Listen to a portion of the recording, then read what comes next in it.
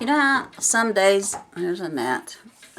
It's summertime. Let me start over. You know how some days you want to catch up on some projects you've put off for quite some time. I want to show you one like that.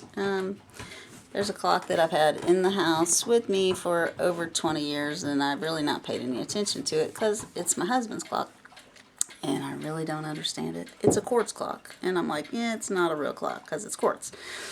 But the time was off, and it was bugging me that it would. I'll just show you instead of trying to explain. This was a present, apparently from high school graduation, from his parents. So late 70s, it's 45 years old or so. It says Viking, Tempest Fugit. It's got nice wood. It's got a really heavy latch that catches on this little button down here. Rubbery stuff inside the door to hold the glass in. The plate is just stuck on there. It's super dirty. Like I said, I haven't shown this clock any love whatsoever.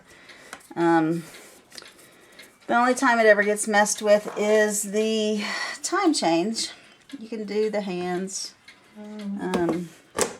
But what's interesting is the back. So you take this little board off, and then you go, what the heck is that? How do I set the time on that? So this is actually, and I've never paid any attention to it until today, it's a Hermle movement. It's a Hermle quartz movement. It's the model 1217, which they made in the late 70s to early 80s. So I had to go online and learn, because every time the clock needs to be changed for time change or something, new batteries, I have to go to my husband and go, how do you set this thing? Like, it's got 1402 and all these little dials, a start and a stop. So I just wanted to go over this a little bit to maybe make it a little bit clearer to somebody else how to set this movement.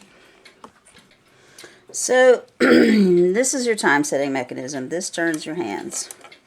You pull this out. You can turn it either direction. There's a little arrow that goes either way. You can set your hands to the current time. Push it back in. It's a totally separate timekeeping mechanism.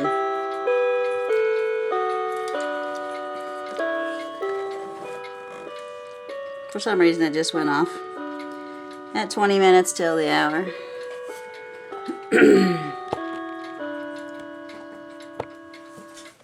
So that's what I'm dealing with, is like, it's just going off at random times. I'm trying to get it set to the correct time, because like I said, this turns the hands. You can turn it either direction. You can set the hands to whatever. And then you set the chiming. I'm having technical difficulties on my other thing here. Alright, let's get the light back on here. It went off, so I flipped it over to see what time it was. Okay, so this dial is going to control your hands. Push it out, pull it out, turn it, push it back in. It's going to move the hands every minute, and it's very accurate. So it's apparently at the front part of the clock. I'm not sure because I'm not taking this whole thing apart, but there's two different movements in here basically. So to set the time for the chimes going off, I guess it would really be like two trains, right? Like the one train is moving the hands and the other train is making the strike go off, but they're not synchronized. Like, you can't turn the hands either manually from the front or with this little dial and make it go off every 15 minutes. So they're separate. They're not, they're synchronized, but they're separate. So anyway, long story made short, you hit the stop button. This is your hour. This outside one, this very top one. It is 11 o'clock. I'm going to hit this 11 times. It's got a beep. 3, 4, 5, 6, 7, 8, 9, 10, 11. I'm going to hit it. That's not right. I hit it one time for the 11. Alright, I'm hitting the stop. I'm going to hit it one time for the 11. I'm going to hit it one more time for this second 11. And the time is 13 after, so I'm going to hit it one time for the 10 minute and 1, 2, 3 times for the actual minute, and then hit start. And it's supposed to be set to 11:13 for what I just did. I don't know how you do it if it's before 12 o'clock. If this has to be a 0, I don't know how you would do that. So I'm just waiting till after at least 10 o'clock when I've got a digit in each place. So this should be set. So I'm going to flip it over and I'm going to set the hands to the correct time. And then I'm just going to sit here for a while and watch it and let you know. I'm pulling the little thing out. I'm going to 11, 14, and I'm going to let it run for a bit and I'll record and we'll see if it actually set it. Because I did this earlier and it said it was 6 o'clock when it was like 10:20. So let's see what it does. Well, so far so good. While I was setting the camera up, it did the Whittington 8 chimes for a quarter after. I didn't show you, but there's 3 different music choices, or you can set it for Bim Bam if you like Bim Bam. But I thought while I was sitting here messing with it, I would give this clock a little love, as Mike likes to say. It hasn't had any love in a long time. I got furniture marker. I'm going to get rid of these scratches on here. And give it a touch of the feed and wax, because it has not had any care in a long time other than being dusted with a dust rag. No kind of wax or any kind of stuff. The Viking clock company, there's a little Viking and a little ship. It says Viking and then a little Viking ship next to it. Viking clock company, I never knew this, I just looked it up to see. They originated in Foley, Alabama in the mid-1970s. They went out of business in 1983. They filed bankruptcy.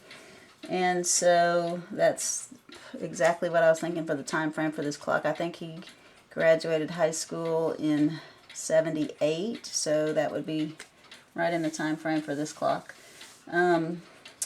They moved from Foley to Fairhope, Alabama. They probably expanded and ended up shutting down for that reason. When you expand, sometimes you don't keep up with, you spend more getting a new building, all employees, and then your sales have to increase, and if they don't, that's the end of the line.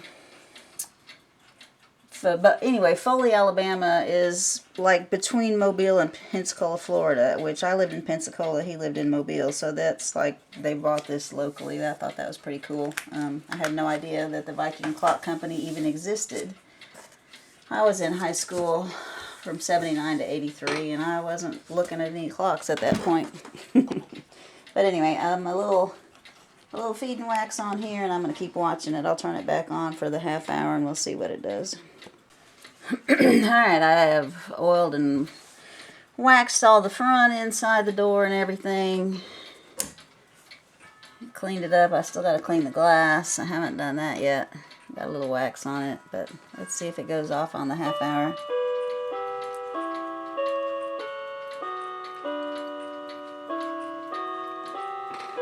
Seems to be working right. Alright, so that is the Whittington one. If you wanted to do Ave Maria, you would turn it to that and push, and it changes the tune. Or Westminster, or the Bim Bam. But I'm going to leave it on Whittington for a while. There's one more knob here.